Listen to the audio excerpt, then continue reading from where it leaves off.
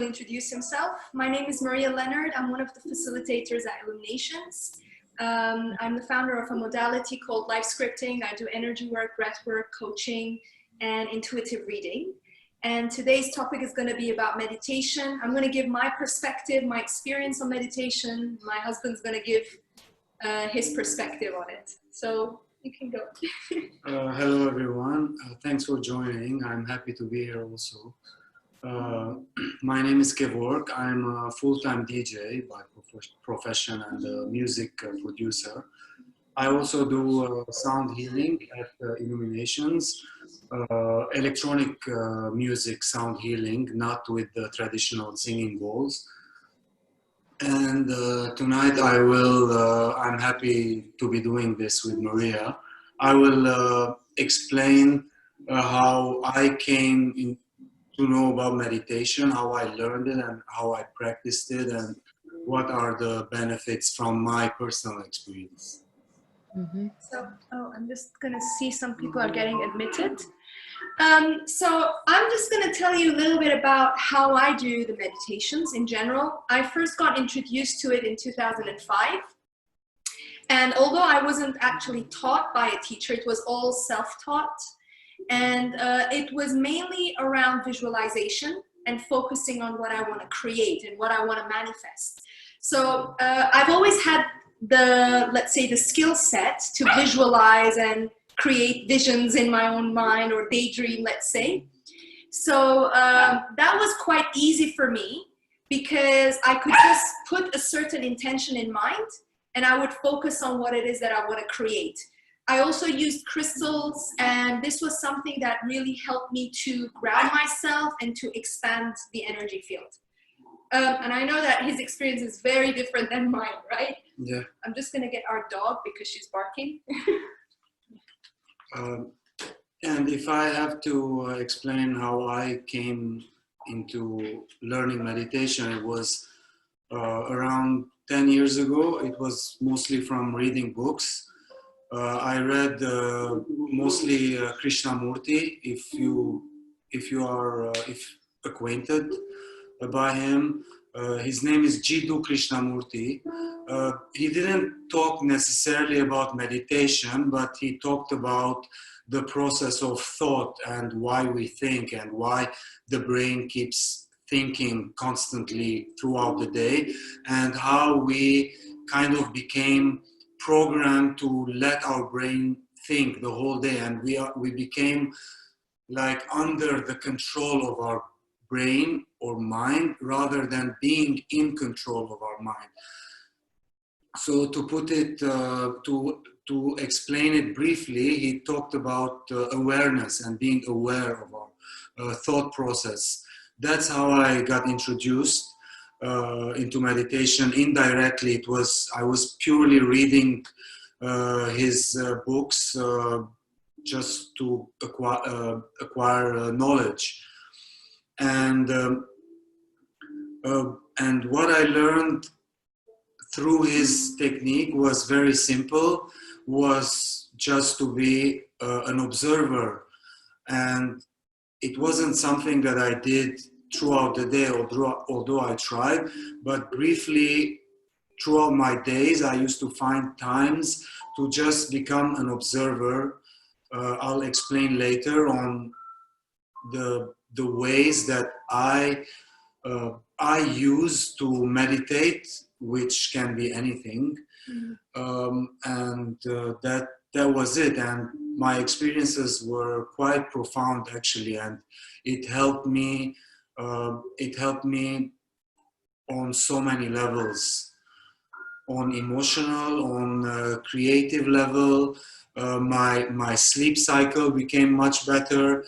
My outlook towards life and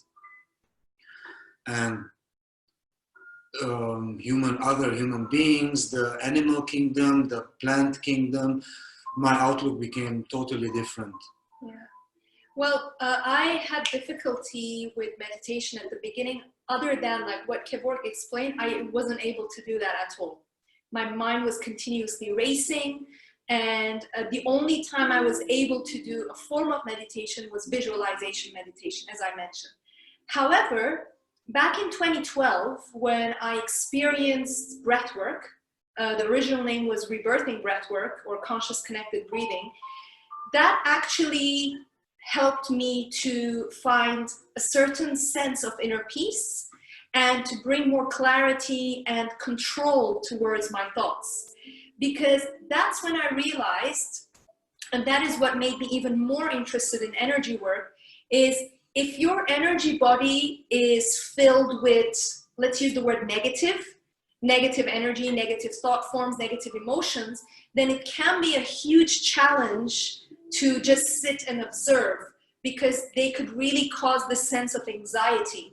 So that is why over the years, what I've worked on is helping myself to cleanse my energy field first, either through breath work or any kind of energy healing modality, and then allowing myself to go into a meditative state, either immediately afterwards or on a different hour throughout the day. So it was even more pleasant. I started enjoying being in that stillness, in that silence, without having anyone to guide me or without having any kind of music in the background. And what was, Kev, what was your difference like of an experience after breathwork?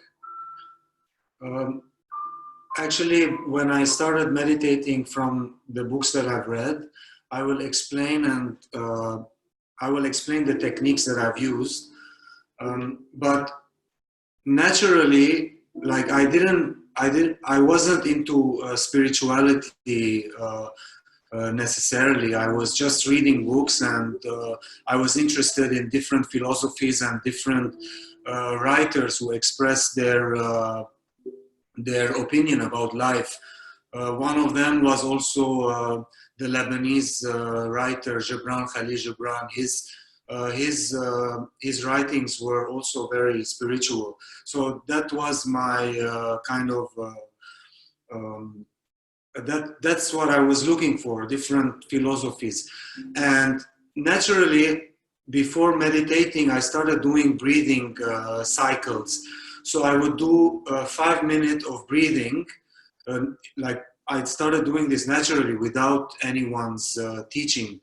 So I would do 5-minute breathing, and then I would try to focus my mind on a certain thing, which I will explain now what they were.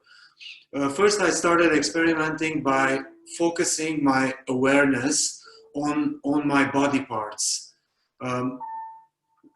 This is a very powerful technique, by the way. You can start from the end of your body and you can slowly go up into your head, and then you can feel all your body all at once. So you can start by feeling your toes, and then your foot, and then your ankle, and then your leg, and then your thighs, and you slowly start going up. This is a technique that it can be explained, but I highly recommend that you put it to test, because it's very difficult to describe it in words, which is, so what is actually happening with your mind, you are kind of touching your different parts. It's like your awareness goes into that area of your body, and this is when thought disappears. So you have to be careful that during this practice thoughts will come. It's natural, because we have been living like that all our lives. So the trick is not to tell your mind, oh, I don't want to think, because you are thinking by telling yourself, I don't want to think. So the trick is to, when a thought comes, you have to be aware that a thought is coming, and you redirect your awareness into the practice, which is directing your awareness into the different parts of your body. And by doing this, I've realized that my body, it start to get excited. Like I start to feel much more energetic in my body. So when I finish the cycle and I bring my awareness into all of my body, I feel like this bubble of energy, like surrounded throughout all my body. This was a very powerful technique that I discovered. It's not something that I created. I know that other people use it also. This is one. Another thing, technique that I used often was to listen. I use this in Beirut. I don't know how is it in Dubai. I used to listen to all the sounds coming in from my window. I used to leave my window open just a bit at night, and before going to sleep, I would listen to all the sounds, and I would only focus on all the sounds. And trust me, you would be amazed of how many different sounds there are coming from outside. I'm not saying that all of them are pleasant. Some of them are noise, some of them are sounds of distant generators, insects chirping. It can be anything, but my goal was to put my awareness on these sounds, no matter what they are, without judgment. This is another technique that I've used, and it was very, very powerful. My third technique was with my eyes open. It was a visual meditation. I meditated on the night sky, just looking at the sky with just focusing, no thoughts in mind. Of course, no attachments to it. Of course, thoughts will always come, but the goal is to be an observer without any judgment. It's like as if you're a child and you are seeing something for the first time. That is the approach. And from there, you allow your mind to kind of merge with what you're seeing.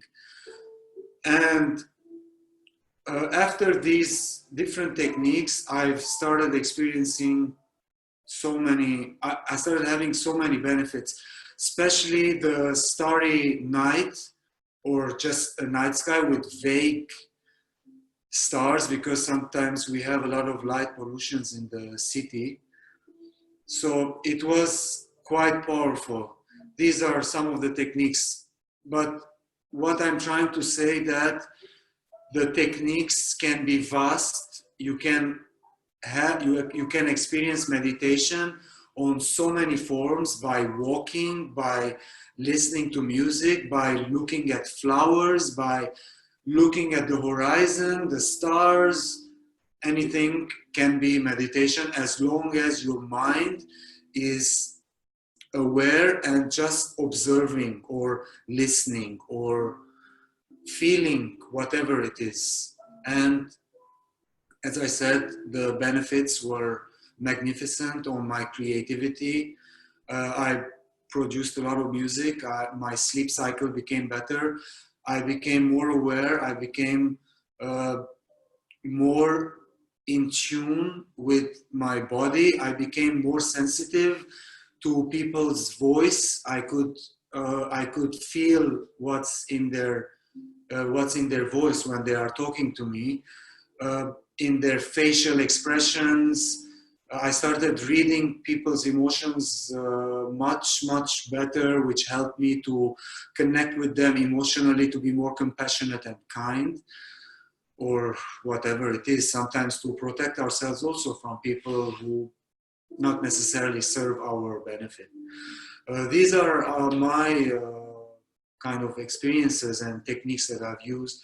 You have anything? Do you want them to ask any questions? Yeah, guys, you can, by the way, type in questions in the chat box if you like, so we can simultaneously answer them as well. I mean, we are very different in our forms of meditation. As he said, like, observing was a huge challenge for me because I was constantly not necessarily focusing on the past, but constantly focusing on the future, which is again not that healthy all the time. I've had those moments and experiences of, as he described them, as bliss, when I had my energetic bodies or my chakras, energy centers more cleansed. In my opinion, and from my experience, I think there can be probably two categories of people. One who is very patient, who can go with the flow of what Kevork has explained, and being consistent. I mean, consistency, I don't think anyone would disagree on consistency, right? Consistency is something very important when you are bringing in this new habit, especially meditation, in your day-to-day life. So by having that consistency, it's necessary to see, maybe you would end up mixing up different meditation practices depending on how your mind's ready to trick you, because the mind's always ready to trick you. The mind's always ready to resist and find excuses for it. So very similar to what he said about focusing on different parts of the body, I ended up doing the same thing, but more on focusing on my chakras.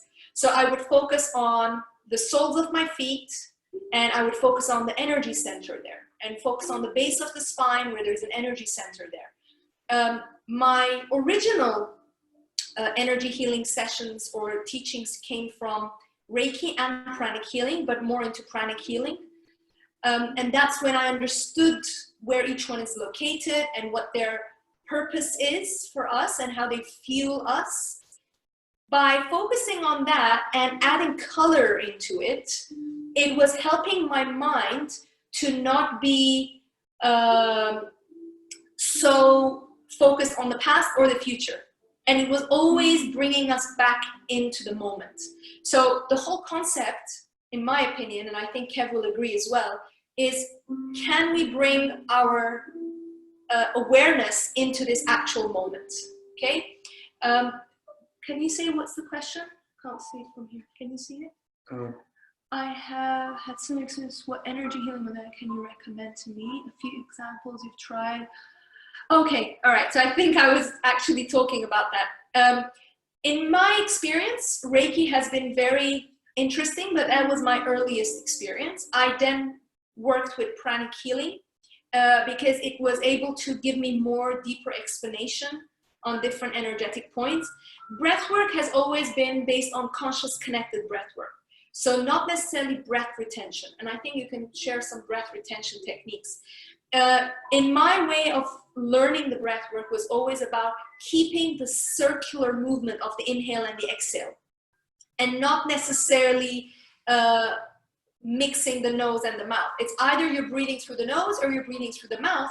And what that actually does, it generates this, and I'm doing this hand movement because it generates this energetic circular movement, and it pumps out of your system, physical, emotional, mental bodies, which is your auric field. It pumps out of them the stuck energies or the stagnant ones, which has been accumulated for years and years and years. So that has been my go-to technique, which some people see it as a meditation. I do categorize it as a healing modality, and it is considered as a healing modality, but it can be integrated in a breathing meditation process. Do you want to talk about the breath retention you've had? Yes, and maybe we'll do a small breathing technique. Sure. I would like to also point out that breathing is very important because it kind of energizes you and it kind of helps your mind to relax because oxygen is like a drug, and breathing is a very powerful, we cannot call it a sense, but it's something very powerful that we have as a body function, because we can voluntarily or even involuntarily breathe. All the other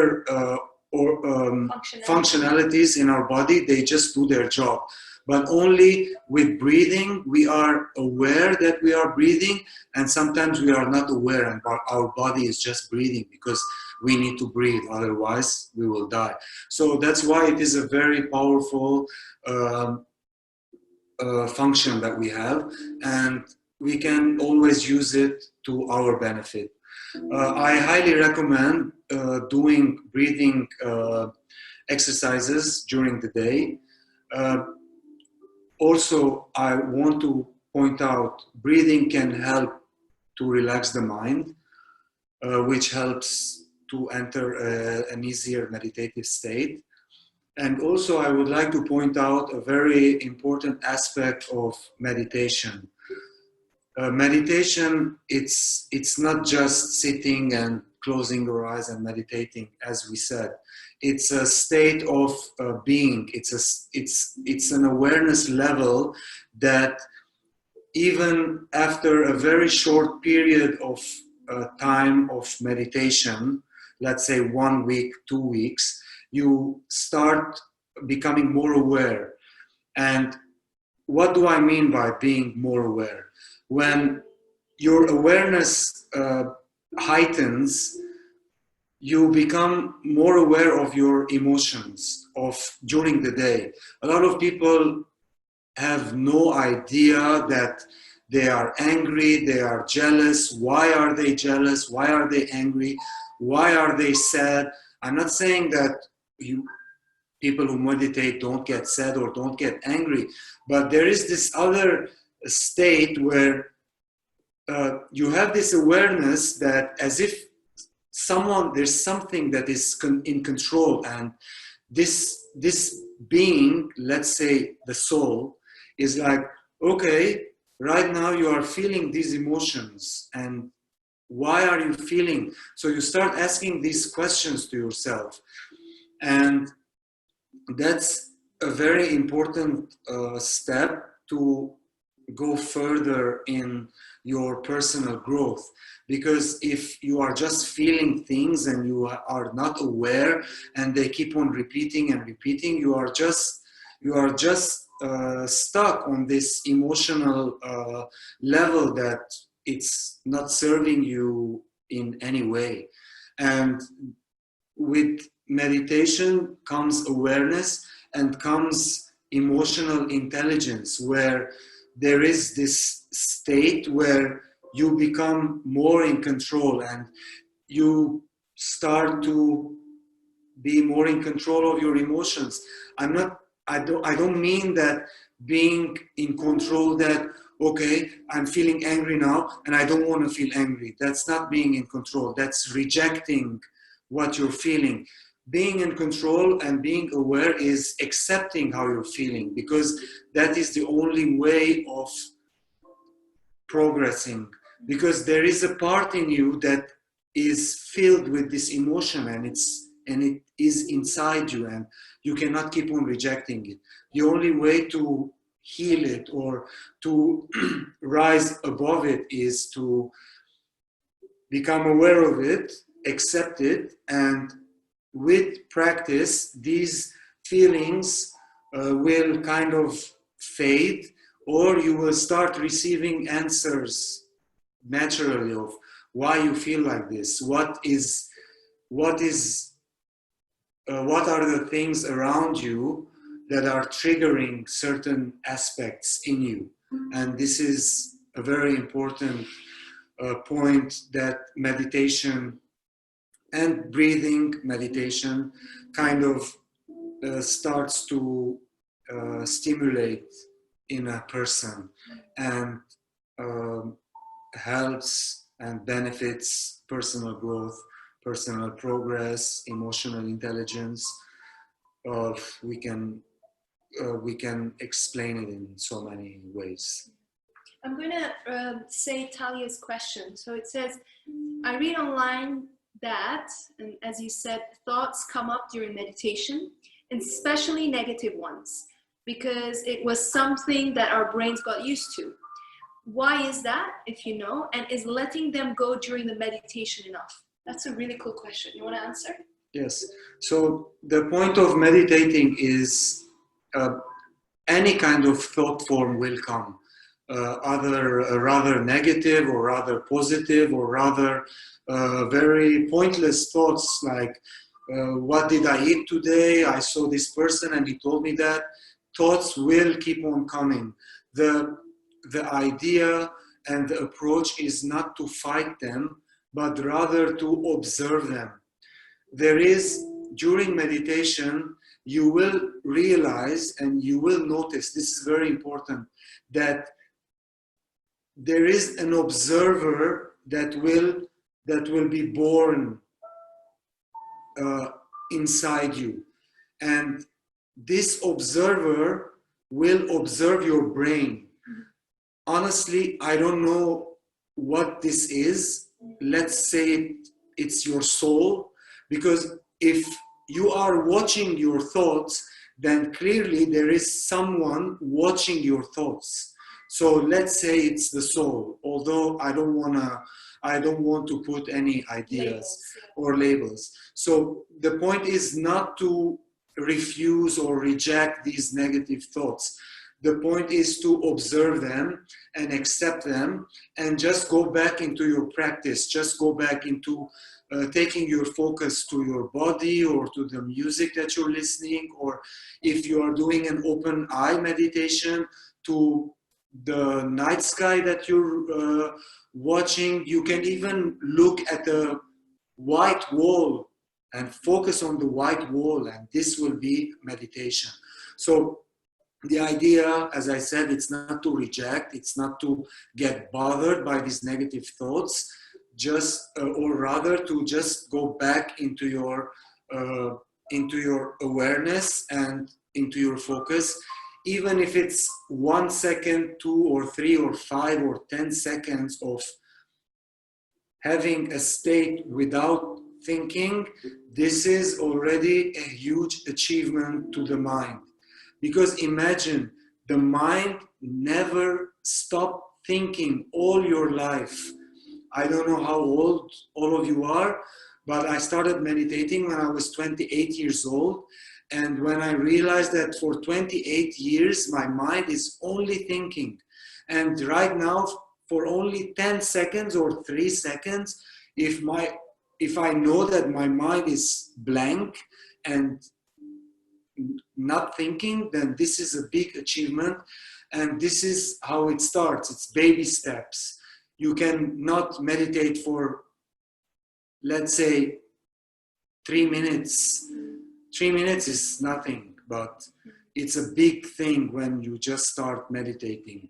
So be very proud of yourself, even if you meditated for 10 minutes before sleeping, and let's say only 30 seconds of those 10 minutes were no thoughts, then this is already big. Just be proud of yourself and keep on doing.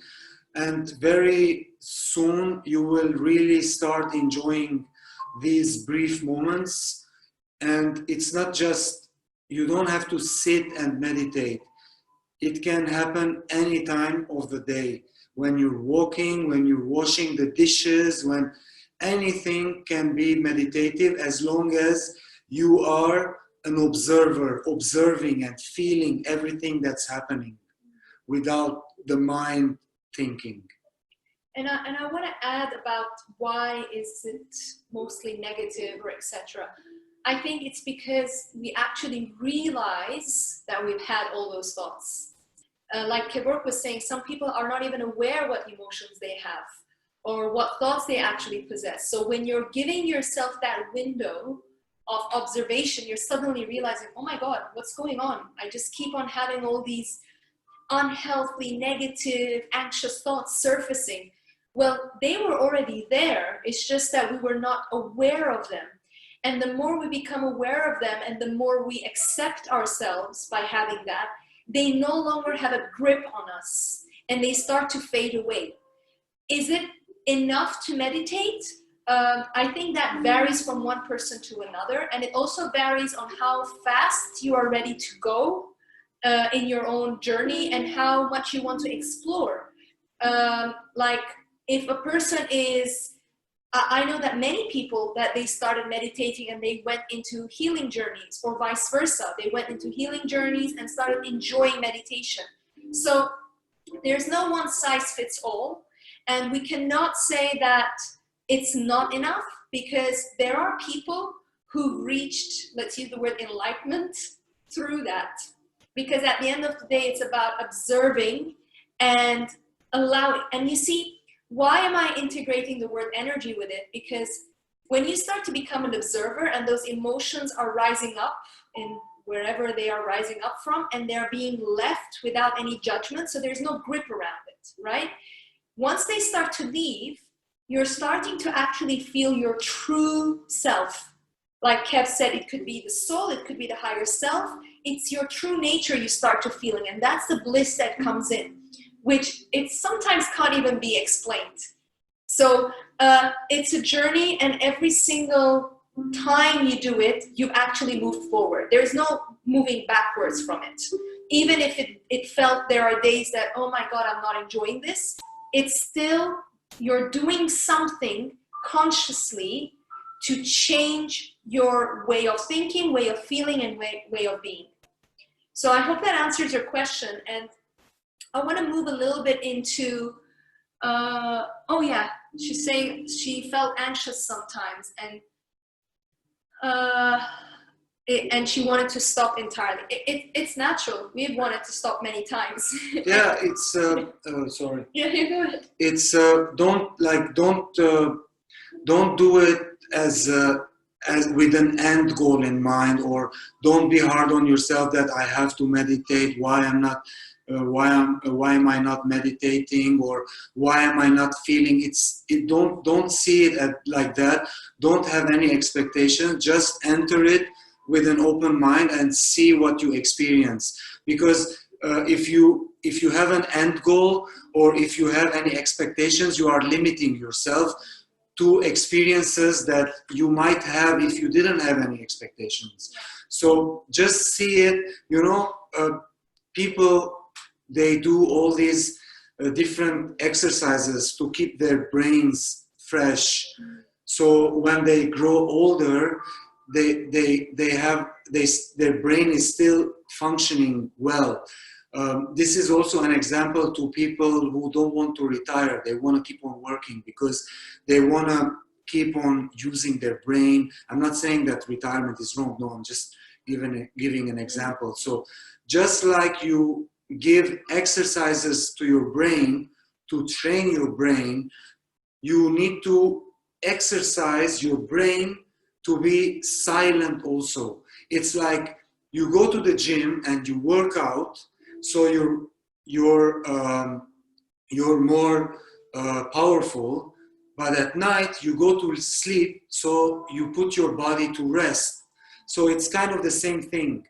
The brain gets stimulated by mathematical equations, by different complex subjects, but it also needs to relax, to stay fresh. It needs to be blank sometimes. And that's why after a very hard day's work, just meditating for a small while can really help the brain, which helps the whole body kind of get aligned with each other and relax. I don't know if if the examples make sense, but that's kind of the both extremes, that we practice only one aspect of our brain and we don't give a chance to our brain to explore the serenity and the calmness and the blankness that it can achieve, because it is achievable, it is doable. It's not something that is impossible. And I hope it answers your questions. maybe we can do some breathing techniques that you can use throughout your day. It's very helpful. We do it. After a while, it becomes natural. Like you do it like during the day, you start breathing during the small breaks that you have. It's very helpful. And as I said, breathing is a very powerful function that we have in our body. So it's very important to be aware of it and to use it for our benefit. Maybe you can teach us different techniques. Okay, that really cool questions. Breathing or meditation? Yeah. Ami, is it about breathing or meditation in general? How often should meditation? It's up to you. Don't put any rules. Don't put any don't force yourself. Like for me, it worked best in the beginning. Like every time I went to bed, I used to need like this 10-15 minutes to fall asleep. And during this time, I started meditating, and it became a habit. And very quickly, I realized that these 10-15 minutes started to become longer. And so before falling asleep, I used to do breathing. I used to do different kind of meditations, feeling my body, listening to the sounds coming from outside my window. It started growing on me. It becomes like a habit. So it's up to you. If you do it once, you will already feel that you will feel the pleasure of it, and it can become a habit. And when it becomes a habit, it just grows on you, and it will become part of your daily life. So there's no rule. Okay, so first Naz is asking what was the question, or can we know the questions? The question was about when is the right time to do meditation? Or how often. Or how often to do it. The other question is, do you ever learn any famous techniques or just find your own learning through practicing? So the famous techniques we learned one of them was from pranic healing, which is the famous Twin Hearts meditation. There is a video of it online. It focuses on the heart energy center and the crown. It allows a lot of energy to flow in the body. And in a pranic healing course, there were multiple meditation practices that we were able to practice. Another one has been also recently, well, the past 4 years, through Dr. Joe Dispenza's techniques. You see, one of the things about meditation is, once you understand the purpose or the mechanism and what your aim is, you end up recreating your own technique. I've also done Sadhguru's meditations for a period of time. He focuses on certain, like for example, going back to that question about how often you should do it, he had this meditation technique where for 48 days, twice a day is very important to do it, sitting in a certain posture, not crossing your legs. A very common method that people talk about is doing it right in the morning before you start your daily activity. And the, again, famous one is before falling asleep, because it helps the person to regulate, and the subconscious mind is really ready to receive this type of flow of information as well. Can you put them in the chat, the two meditations that you mentioned? Oh, okay, yeah. In my experience, there's someone asking what's the difference between our thoughts and our feelings. As I said, our brains have been constantly thinking since we were a child. Maybe when we were really young, we had these meditative states, but I don't remember. But as long as I'm aware, our brains have been thinking constantly. And after after a certain period of time, now this is a different topic, and to be honest, I'm not very specialized in it, but the first 7 years of a child in our childhood, based on our experiences, our brains, they get shaped. Our brains create a certain pathways for a certain thought forms based on our experiences. That's why everyone has fears of different things. Some people are afraid of birds, some people are afraid of snakes, or some people get very emotional from emotional movies or whatever it is. So from our early years, our brains create different pathways, and these create thought forms.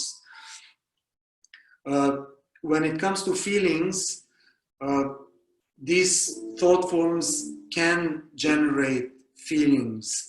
And also, I would like to be honest, I don't know exactly where feelings come from, but mostly it's from a thought, like you remember a sad memory and it kind of gives you that feeling of sadness.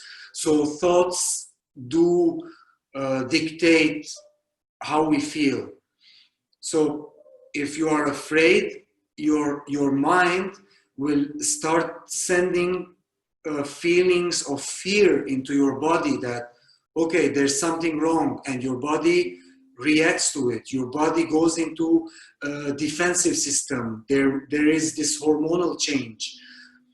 Also, this is another topic. This is why negative thoughts start affecting our system.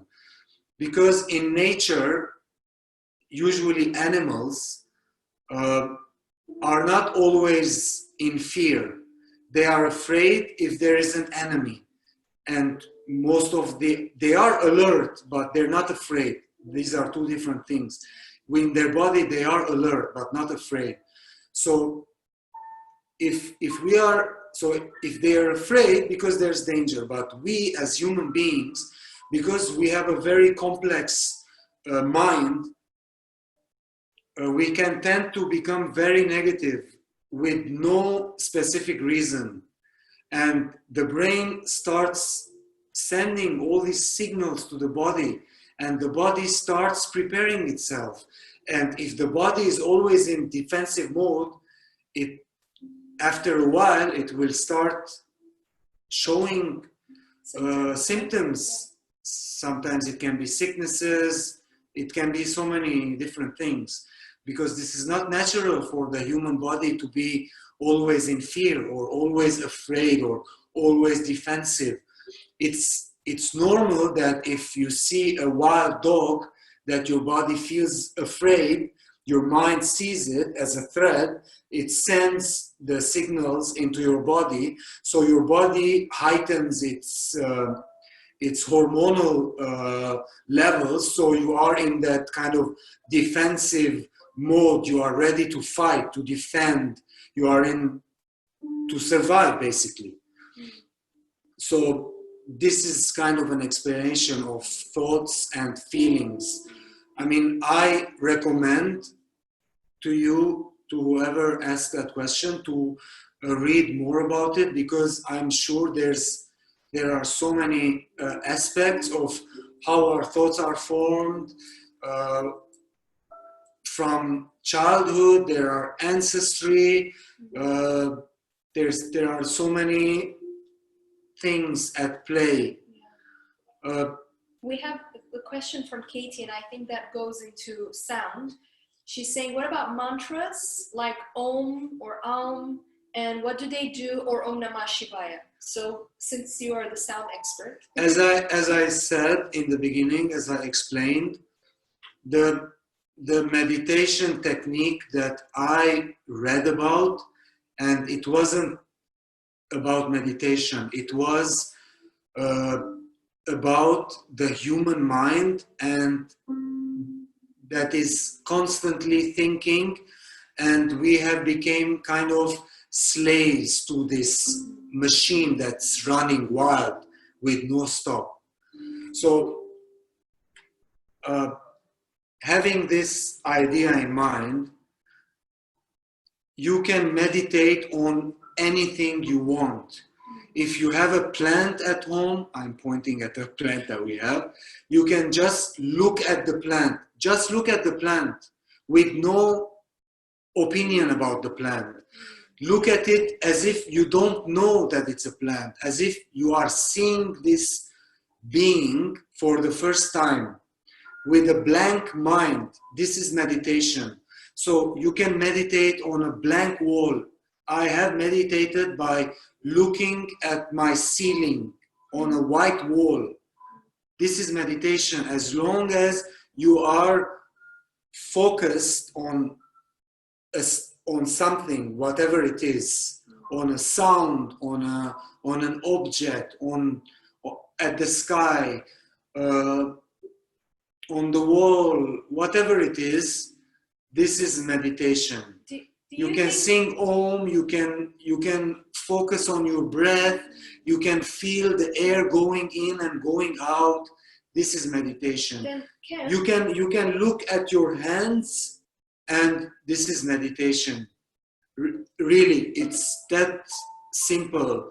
You can meditate while washing the dishes. I know it sounds stupid, but it can be, because when you are washing the dishes, your mind is thinking so many things, because it's not something that needs so much thinking to do. So you can just focus on all the movement, all the things that are happening. I'm sorry, I'm giving very stupid examples because I want to make it clear that you can meditate on anything you want. It has nothing to do with spirituality. Spirituality might come after, but the idea is to become aware of your mind, to take control, to become aware, to become the master of your mind. And I'm not saying to take your mind forcefully. I'm saying to play the mind's game and gain that power back from the mind, because the mind is like an engine that is constantly running. It's like a train that has no station to stop, and you will start creating those stations for the mind to relax by doing any form of exercise that you will find pleasurable for yourself. I gave so many examples that I practice and I found them pleasurable to me. So everyone is different, and the options are limitless. Walking can be meditation. Walking, like when you're walking down the street, you can focus on your feet moving. You can feel your body movement. You can focus on the road. This is a meditation. So if we want to answer Katie's question about the sound, isn't there a vibrational frequency about Om or Om Namah Shivaya that people have used for thousands of years? It can be beneficial using Om, but as I said, it's up to you. What I'm trying to explain from my experience and from what I learned, do not limit yourself with ideas that I have to sing Om to meditate, or that I have to listen to this music to meditate. Don't limit yourself. Just give the chance to yourself to explore who you are, what is pleasurable for you. Maybe it's not pleasurable for you to sing Om. Maybe you don't like singing Om, or maybe you don't like listening to meditative music, or maybe you don't like to meditate with your eyes open. There's someone asking if we can meditate with our eyes closed. We can meditate with our eyes closed or with our eyes open. It doesn't matter. I understand. I'm not limiting understanding. She wants to understand about Om, sound-wise. Okay. I understand. If I'm not saying it's limiting to meditate on Om. I'm saying that don't limit yourself that you have to meditate with Om, because you can meditate with so many different techniques. Meditating with Om, I would like to explain a technique that I discovered by practicing Om myself. I will try to explain it because it's a bit like difficult to explain. Is it okay if you fall asleep during meditation? Why? Yes, it is okay, because at some point you might enter a state where it's like a lucid dream. So don't worry. Just as long as you are practicing and it enters your daily habit, this is a big win for your mind. To come back to Om, so I did practice singing Om. It wasn't meditating necessarily, it was just to sing the vibration. So I want to sing now and just focus, and then I will explain. So when I started singing Om, naturally I started going deeper and deeper with the vibration.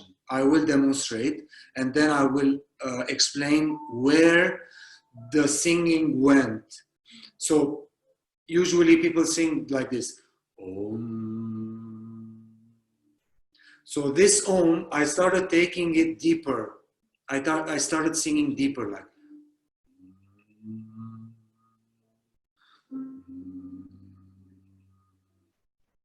I don't know if it can be heard through the microphone, but it's a very deep Om. So after this deep Om, so my throat is limited. It cannot sing deeper, right? So with my mind, I took the sound even to deeper levels that my throat cannot sing, but my mind can hear. Okay? So if I did a deep, I cannot sing deeper than this. So with my mind, I took the sound even deeper, which went to my center, and with my mind, this was naturally, I focused on this area, and as if my body started singing the Om on a very deep frequency that my throat cannot sing. So it's about your vibration. Does it make sense? Right? So you start singing with your throat, and you take it deeper slowly until you cannot sing it anymore, and then with your mind you start hearing it deeper, and then it becomes a feeling, a vibration in your core. So the singing becomes a feeling that your mind can hear and your body can feel, but your throat cannot sing and your ears cannot hear. So this is a technique that I discovered by myself. I don't know if people use this, but it was so powerful, and it was so pleasant for my body. Like, you start feeling this. So what's the benefit song. Honestly, I don't know what's the benefit. Just practice it. It feels amazing. Like, it's like you're listening to your body singing with your mind. I know it is a bit philosophical what I'm saying, but that's also literal.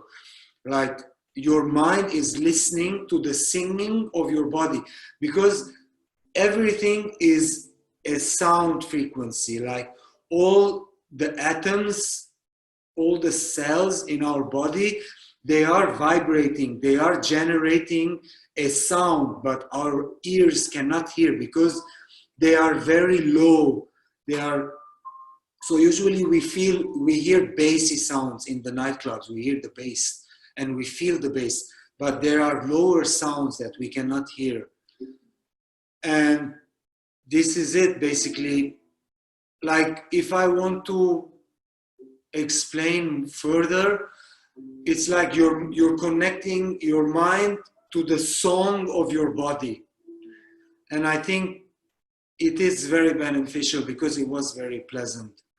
What about mantras? We say silently in our minds, like, yes, mantras can work. Whatever works. If you want to say mantras and you focus on that, if this is how you can shift your mind from thinking into focusing, that's already beneficial. And the mantra has a meaning anyway, so it has a name of a god. So it's coming from either a Buddhist or a Hindu tradition. So when you decipher the meaning of the word, it's going back thousands of years ago of what the word actually means. And because the word has a frequency to it, so I think another way for it to be logically understood is if you discover Messages in Water, the book Messages in Water. I don't know if you guys have read that before. So Dr. Emoto, what he did was he looked at, under a microscope, the particles or the molecules, I guess, of the water. And what he did was he ended up putting different types of music, and he ended up saying, so he was using music, a different sound, and he was also uttering certain words. And he was noticing how the particles of the water had started to shift based on that. So when he kept on saying hate, hate, hate over and over again, when he was looking at under the microscope, the sacred geometric structure of the water particles started to become blurry, started to use its shape. When it ended up saying love, or it ended up doing a Buddhist prayer, and he actually experimented with a lake somewhere, I'm not sure, in East Asia, where they took a sample of the lake water and they checked it, and they saw that all the molecules were very much inconsistent. And then a Buddhist monk ended up praying on it, and the molecules started to work that way. So it's all about vibration, and it's all about the frequency of it. And also there is a meaning attached to it. So if so when I, for example, talk about Om Namah Shivaya, it's because that meaning is so attached to me. There have been thousands and millions of people chanting that word over and over again. So it creates an energetic bubble, right? And that energetic bubble you end up connecting to. So everything has a meaning attached to it, and it has a frequency attached to it. For someone else, it has absolutely no meaning. They might not resonate with it, or the frequency might not match with them. So something like, as well, like Om Mani Padme Hum, which is a Buddhist mantra, that brings in inner peace just by listening to monks. Again, like Kev is saying, whatever works for people. Or any kind of prayer. Any kind like of prayer, yeah. A prayer from Islam, or a prayer from Christianity, any kind of prayer that you resonate with, it already brings the mind into a certain focus. But the point is to pray with an awareness rather than just saying the words. The name is if you type in Google Messages in Water, you'll see it's Dr. Emoto. He was he passed away like, I think 3-4 years ago, actually. He has 2 books out, and his videos or pictures of them are online. And this is where he ended up proving to the world that what you feel, what you think, is going to affect your body, and it's going to affect your well-being, because we're 70% or probably more made up of water. So the meditation book, I highly recommend, and I'm sure some of you are aware of Eckhart Tolle. He explained it very beautifully. But like, I also read Jiddu Krishnamurti, which he wasn't talking about meditation specifically. He was talking about thinking in general. So I think Eckhart Tolle would be a much direct information in regards to meditation, So you can read his books. They are very simple, very clear. And he also explains the meditation practice of focusing on the different parts of your body as a meditation technique, which is very helpful. It's okay. I think you answered that question. Is it okay to fall asleep? Yes, yes. I mean, in my experience, while I was meditating, it was so entertaining for me that I wasn't falling asleep. Because you become a bit energetic, that you don't fall asleep. So I cannot explain, not energetic as in like hyper, more like relaxed, relaxed and awake, which will not bother your sleep. Actually, you will sleep much better because your body will feel totally different. And not to confuse, again, like I said at the very beginning, energy meditation or energy healing meditation with meditation that what Kevork is explaining. So, for example, the ones that I do, which are highly dense with energetic downloads, energetic frequencies, so that can be a bit too much for the conscious mind. So it kind of shuts itself down because the crown chakra, which is the higher crown energy center, becomes so expanded that it becomes heavy for the person. So they end up like dozing off or falling asleep. Again, if you practice any of, or if you ever do pranic healing, or if you do Twin Hearts meditation, which is again online, based on energy work, it might also feel dense. That is why what Dr. Joe Dispenza says is, don't meditate by lying down, because there's a high possibility you're going to fall asleep. So sitting with your spine straight is going to reduce the chances of you falling asleep anyway, whatever practice that you're doing. So I think we're almost over time. Should we do the small breathing? Okay, so which one? 5. Connected? Yeah. Okay, so if you don't know the 20 connected breathing, you can practice this daily, but please don't do it while driving or walking yet. So it's basically 4 fast breaths, and the 5th one is long. We're only going to be breathing through the nose, inhaling and exhaling through the nose 4 times, which will equal to 20 full breaths. I'm going to demonstrate 5 breaths first. So it goes.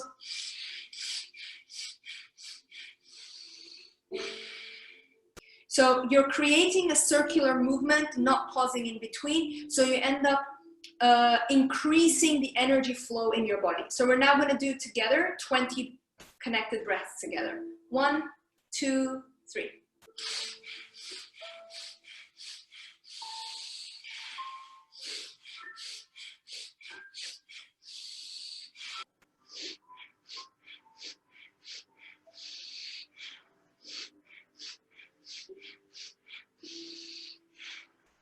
And you relax. What's the last question? Meditation downloaded from your website. Is it meditation or sound healing also? The one that you've downloaded from my website is energetically charged. So it's very natural for you to sleep with it because it's simultaneously changing your subconscious programming.